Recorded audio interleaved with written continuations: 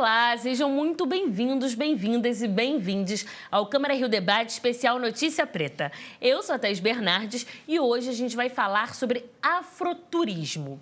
E para conversar comigo, eu recebo aqui no estúdio 3 convidados.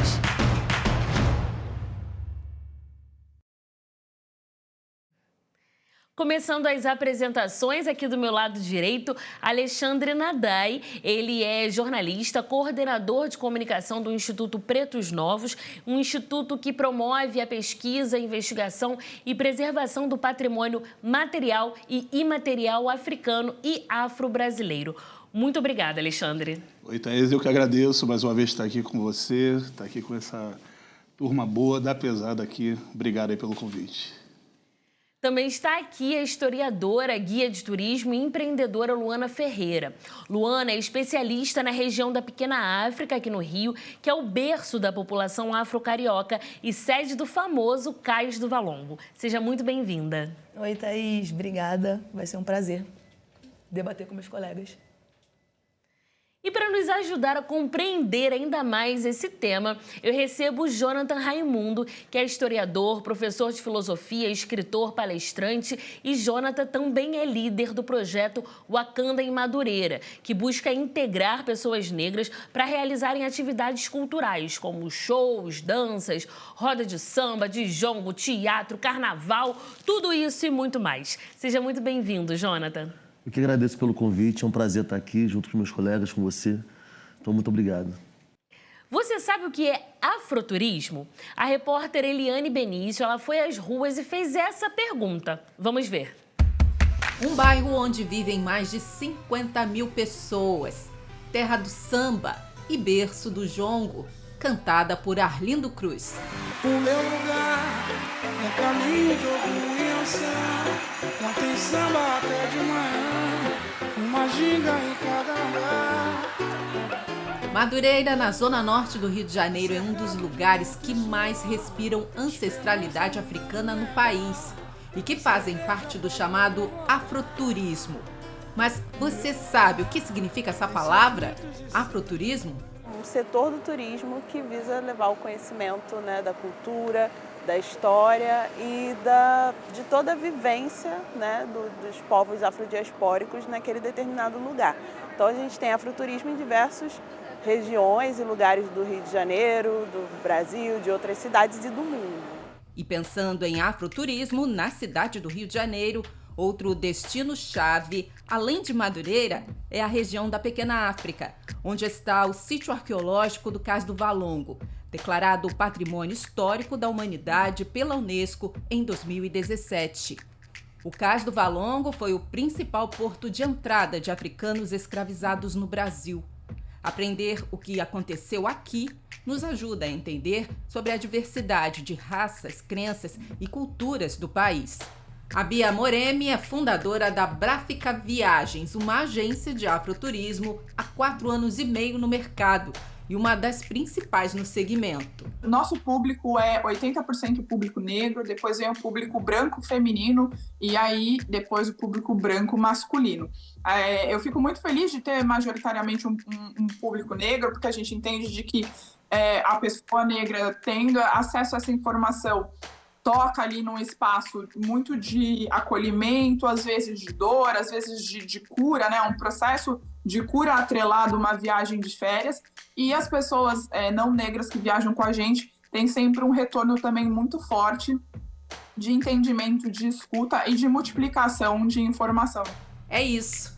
Isso é afroturismo, resgate histórico e entretenimento. Faça as malas. A gente acabou de ver aqui na reportagem afroturismo, resgate histórico e também entretenimento.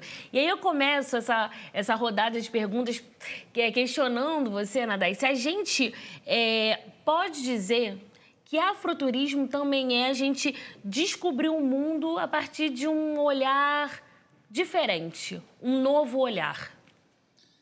Vamos pegar aí os versos de Mangueira, né? E contar a história que a história não conta, né? Acho que é muito isso.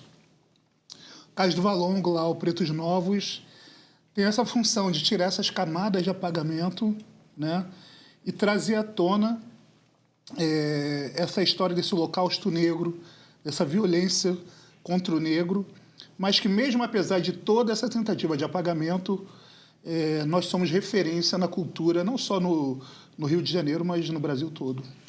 E muitas vezes quando a gente pensa, né, afroturismo, então a gente vai visitar locais onde pessoas negras moram ou moravam. Mas não é só isso, né, Luana? A gente não pode resumir a isso. Exato. A gente fala tanto do passado como o presente, né? Por exemplo, usando sempre o exemplo da Pequena África. E eu gosto de salientar, Thaís, que existem 2 vieses, né?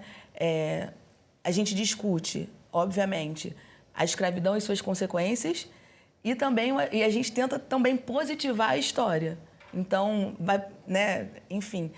morar, frequentar, viver, amar, né? Produzir conhecimento também. A gente tenta passar essa perspectiva mais positiva, né? E sempre que a gente fala aqui no Rio de Janeiro sobre afroturismo, a tendência é a gente falar dessa região da Pequena África. Mas aí eu trago para você, Jonathan, que tem um trabalho muito importante no subúrbio do Rio de Janeiro e de resgate da cultura negra, resgate, preservação e perpetuação, eu diria, no subúrbio carioca. Jonathan, onde está a nossa história negra no subúrbio carioca e além de onde está? O que você faz, como você faz para perpetuar essa nossa história? Acho que tem muito a ver com o que a Luana falou, né? Essas pessoas negras que foram deslocadas do centro do Rio de Janeiro continuaram a viver, a existir. E a produzir civilização, cultura, lazer. E há um apagamento dessa história geral das pessoas pretas, que é um processo de apagamento da sua humanidade, mas ainda mais um apagamento quando essas pessoas negras estão fora do eixo central de uma cidade como o Rio de Janeiro, assim, na periferia da cidade do Rio de Janeiro. E é engraçado perceber que é lá nessa periferia que estão os grandes artistas plásticos, os grandes escritores, uma produção cultural efervescente que faz vibrar essa cidade, mesmo com todo esse apagamento, né? O nosso trabalho é dar luz ao que já existe, dar visibilidade ao que já existe e fazer com que essa existência se comunique entre si e produza não só valor cultural, mas valor econômico também, né? Porque a gente está falando de uma zona oeste que é a que sustenta de forma tributária essa cidade.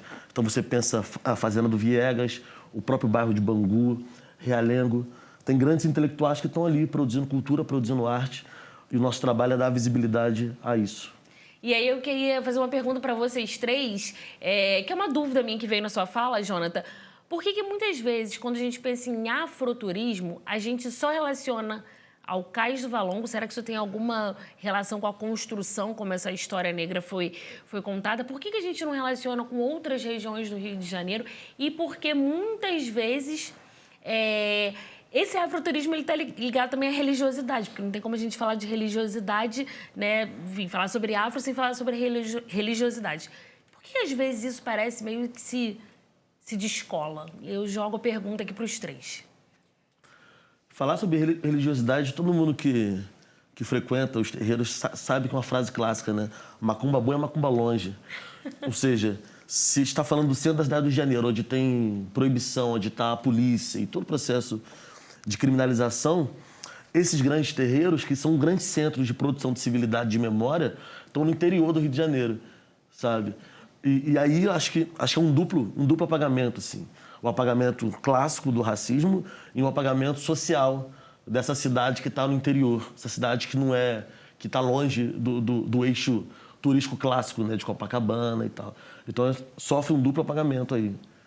Concordo com o Jonathan, em gênero, número e grau, e trago a seguinte perspectiva. A gente trabalha, né, eu trabalho muito com Black Travel Movement, e aí a gente consegue oferecer uma experiência de uma semana, enfim, 5 dias, 15 dias. Desculpa, o que é Black Travel Movement? É o movimento dos pretos viajantes, né?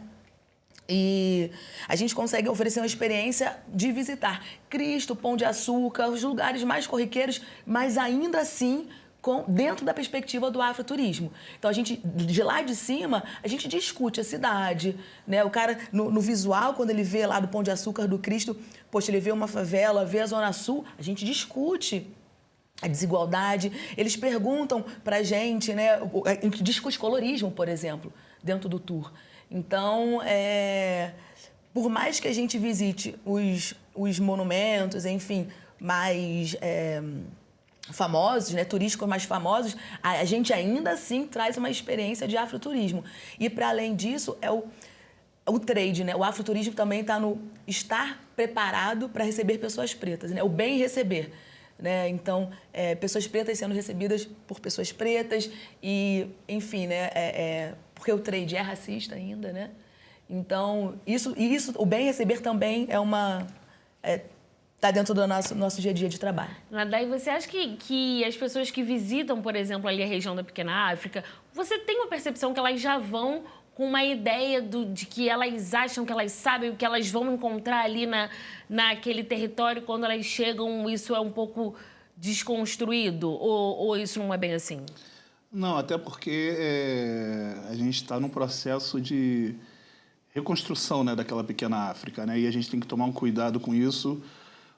Como você falou, né, quando você fala de afroturismo, a gente tem o Cais do Valongo enquanto referência, só que a gente tem que tomar o cuidado com os processos de gentrificação, onde a população preta que já habita ali, toda a população que ali está, não seja colocada para fora, que nem o Jonathan estava falando, né? Paulo da Portela é criado ali na Cena do Pompeu e vai lá para Oswaldo Cruz por conta disso. Então, nós, enquanto negros, temos que estar ocupando os nossos lugares. Quando você fala de afroturismo, às vezes eu me preocupo em, mais uma vez, a gente está nos guetos, né, nos colocando, de repente nos folclorizando, né? Então a gente tem que tomar todo esse cuidado para que isso não seja mais uma forma de você, como diz a Lélia Gonzalez, né, nos colocar no lugar do preto e a gente não ocupar, né, o nosso lugar enquanto um turismo cultural que é baseado na história preta e sofrer mais uma vez apropriação cultural. Hoje eu pergunto, você chega nos grandes pontos ali do Cais do Valongo, de repente até numa Quadra da Portela, quantos negros estão podendo ali pagar por aquela feijoada, pagar ali, comer, tomar aquela cerveja ali no Largo da Prainha? Então, eu acho que a gente tem que tomar esse cuidado quando a gente fala nisso. E as pessoas, quando chegam lá, não sei se elas vão procurando a nossa história, mas a Luana, né, o Jonathan, né, a gente lá no Instituto também, temos grandes desbravadores que procuram tentar contar essa história, mostrar para essas pessoas essa história. Acho que esse é o nosso trabalho. Desculpa. Eu acho que, no geral, as pessoas vêm muito abertas, assim.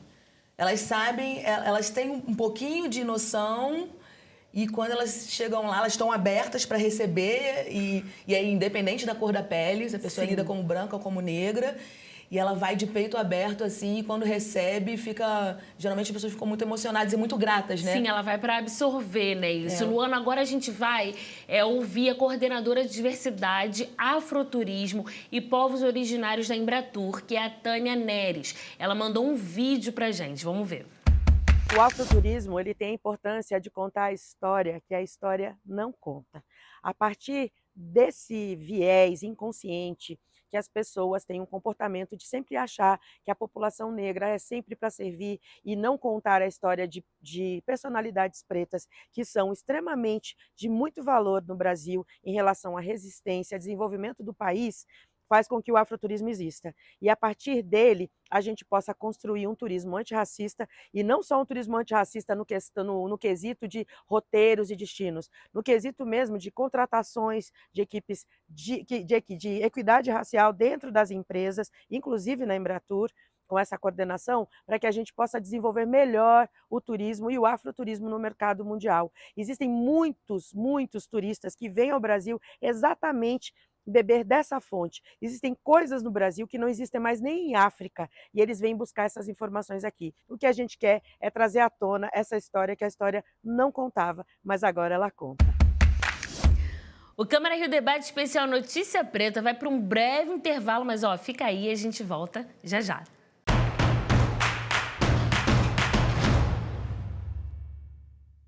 Estamos de volta. A Câmara Rio Debate Especial Notícia Preta está no ar e o tema de hoje é afroturismo. Aqui no estúdio estão Alexandre Nadai, que é jornalista, coordenador de comunicação do Instituto Pretos Novos. Temos também Luana Ferreira, historiadora, guia de turismo e empreendedora. E Jonathan Raimundo, que é historiador, professor de filosofia, escritor e palestrante. Antes de voltarmos ao nosso papo, o historiador, escritor e doutor em ciências sociais Jorge Santana nos enviou um vídeo em que destaca a importância do afroturismo para o combate ao racismo. Roda aí. Hoje o movimento, tanto no campo acadêmico das universidades e da história, como também no campo do turismo, tem trazido essas histórias à tona, esses personagens que foram tão importantes para a história do Brasil, que hoje podem ser visitados, explorados a partir de diversos percursos itinerários espalhados por Salvador, Rio de Janeiro, São Paulo, que contam a história negra no Brasil.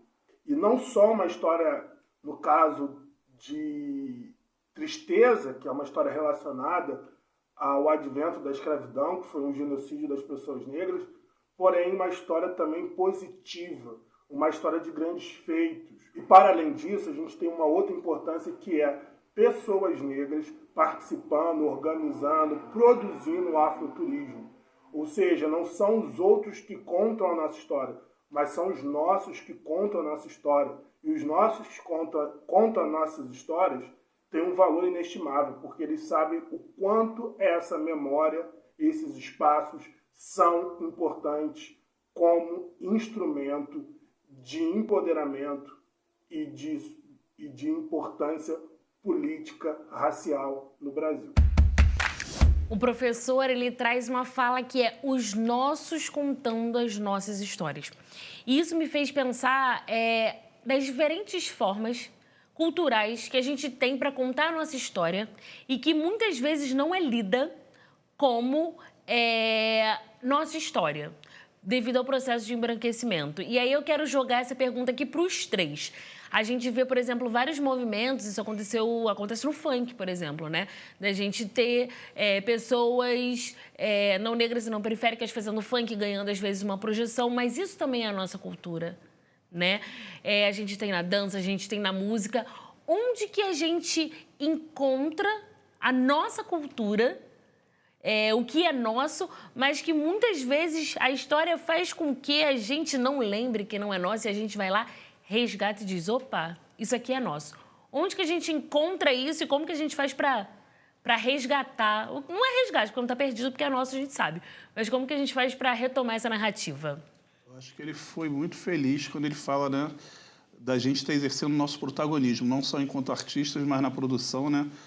O Jonathan está aqui, né, que produz. Eu também começo, na verdade, o meu letramento racial através do Velhos Malandros, que é um projeto do samba, né? Da gente trazer isso, a gente em parceria com o Jongo, também do Tambor de Cumba, da Aninha Catão. A gente escreve o projeto em cima do movimento hip-hop, que tem os elementos, é o que você falou, né? O hip-hop, a gente fala da moda, né? A gente tem os elementos do hip-hop, que é a fala, né? Que é o rap, que é o DJ, que é o grafite, várias expressões e o estilo. E a gente traz isso para o samba, aliado com a Feira da Penha Santos, que é essa coisa do afroempreendedorismo. Então, da gente pensando pela gente, sem deixar que alguém ali vá lá, pegue as nossas ideias e simplesmente ganhe em cima do nosso trabalho, né? Acho que vocês estavam falando, eu estava escutando o professor falar, o Nadai, e me veio uma coisa na cabeça assim, afeto. Também fazer todo esse resgate a partir do caminho do afeto, botar a nossa própria história, inclusive, né? Eu boto a minha história pessoal na minha narrativa do meu roteiro, né? E colocar as histórias dos meus amigos, dos meus colegas, e de quem veio primeiro, veio antes, né? Então, ter esse carinho com quem abriu as portas, com a vanguarda, né?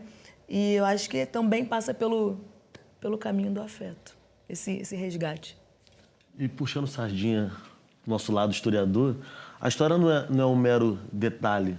Se eu perguntar para você, perguntar para qualquer pessoa quem você é, A pessoa vai dizer onde nasceu, quando nasceu, ela vai contar a sua própria história, porque a história é o que dá o conteúdo para o ser.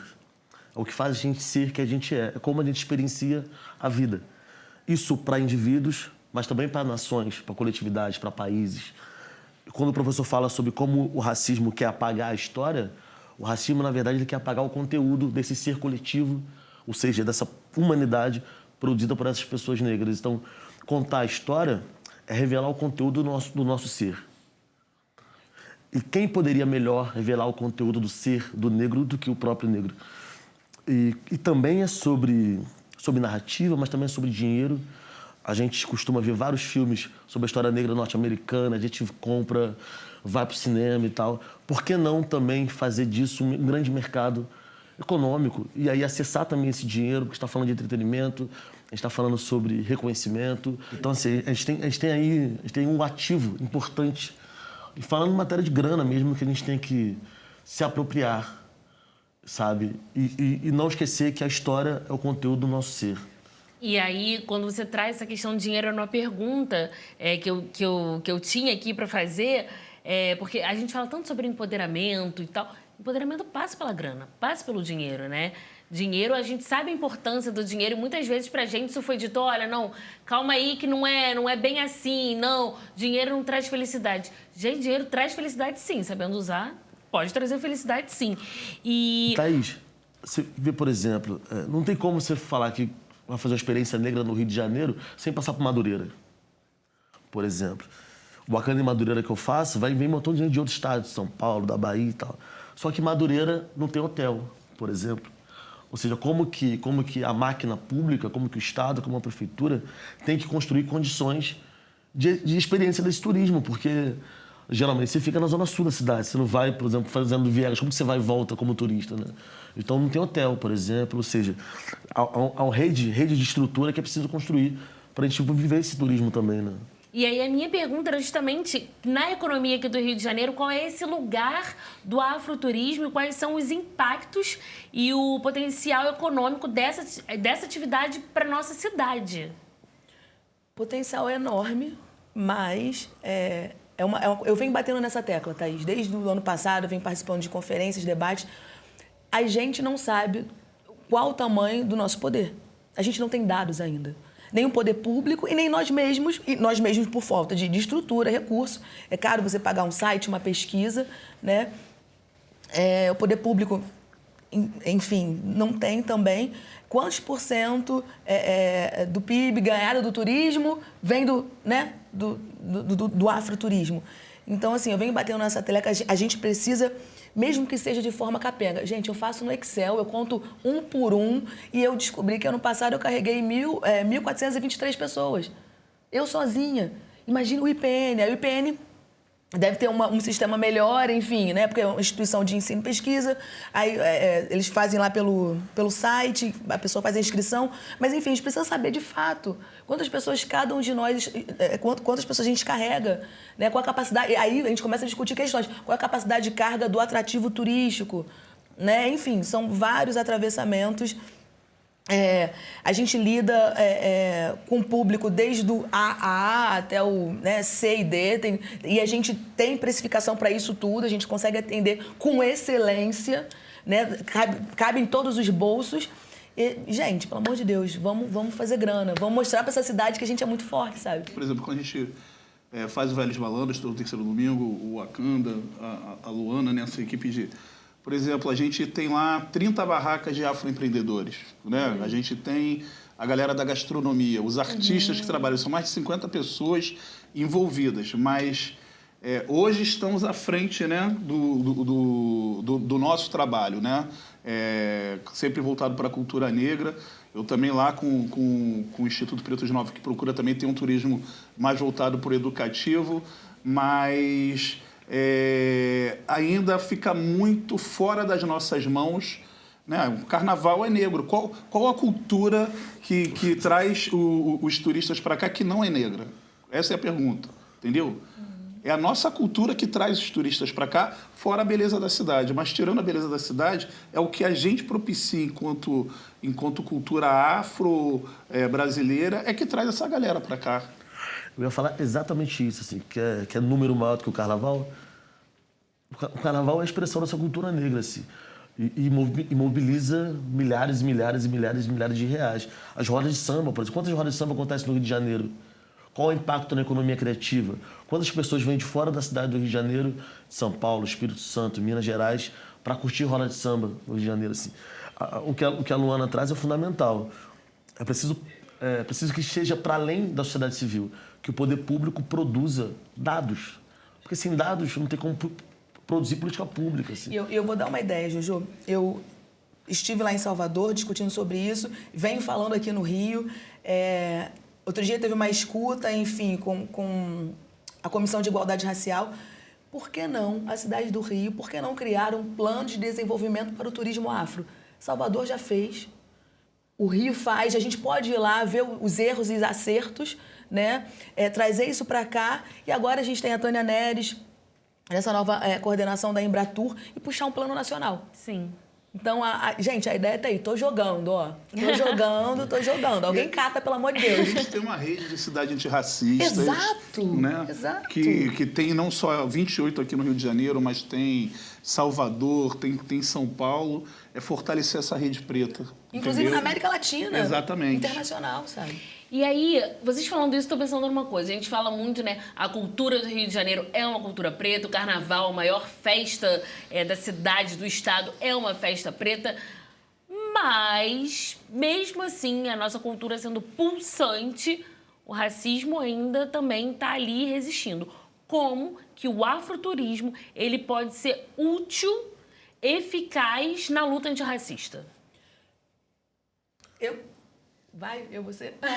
Eu começaria, enfim, educar, né? A gente promover, partindo do afroturismo, por exemplo, o letramento racial para o trade. Aí a gente está falando de eventos. O que é trade, para quem está em casa e não sabe? São todos os elementos que compõem o turismo, né? Então, hotéis, empresas de eventos, por exemplo, cultura. Promover e educar mesmo, falar tanto da nossa história, o atendimento, o bom atendimento, né? Então, talvez, por exemplo, promover o letramento racial, né? Para o taxista, enfim, todo mundo, serviços para o terceiro setor, né? Então, o afroturismo a gente está apto a puxar esse movimento. Lá no Instituto, por exemplo, a gente, como tem o viés mais educativo, para minar mitigar esse racismo estrutural, a gente pensa primeiro, como a gente leva muita escola, começar esse letramento racial, como a Luana falou.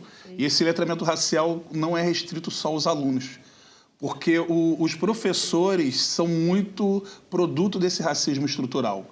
Eu estou com 47 anos e muita gente... A gente não se viu, né? Eu estou com 2 historiadores aqui e a gente não se viu nos livros de história, né? A gente está falando, né, dessa coisa toda. Então, a gente trabalhar, que nem a Luana falou, como letramento racial, os educadores, começar cedo com as crianças, que uma criança de 4, 5 anos, quando vai lá no Instituto, a gente já tem lá o retorno deles dentro de sala de aula, entendeu? E aí, acho que aí o afroturismo, daqui a um tempo, vai estar podendo ir reduzindo esse racismo estrutural. Porque está no nosso dia a dia, né? Todo mundo comete racismo todo dia e a gente tem que aprender a não fazer isso.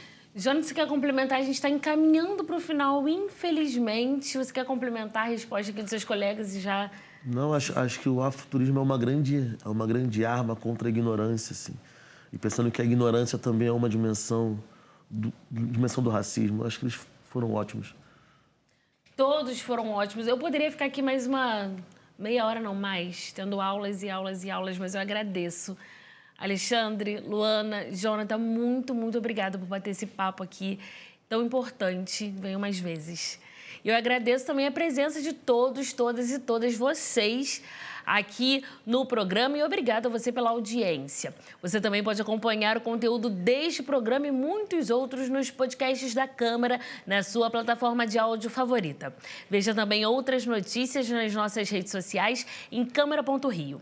O Câmara Rio Debate Especial Notícia Preta de hoje fica por aqui. Até a próxima. Tchau, tchau.